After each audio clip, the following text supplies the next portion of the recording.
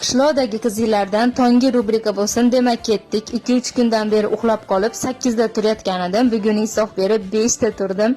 Quyosh endi chiqaman deb turgan ekan. Tezdagina eshiklarni tozalab oldim. Bugungi videoda sizlarga blog yuritishimni boshidagi ba'zi narsalarni aytib bermoqchiman. Auditoriyamdagilar soni 10 mingtaga ham yetmagan paytda rosa ko'p o'ylar edim. Katta bloger bo'lib ketsam, qarindoshlar, qishloqdagilar qanaqa qabul qilar ekan deb bilasizlar, ko'pchilik internetga chiqqan ayollarni yaxshi deb hisoblamaydi. Men haqimda ham shunaqa o'ylashsachi deb yurgan paytlarim birdaniga 1-2 ta videoim to'pga chiqib ketib qolib, katta tezlikda auditoriya kelgan. Orasida meni butun qarindoshlarim, qishloqdagilar bor edi, lekin 1-2 ta yaqinlarimdan tashqari hamma chiroyli qabul qilgan va hatto bunaqa talenting ham bormi deb hayron qolishgan.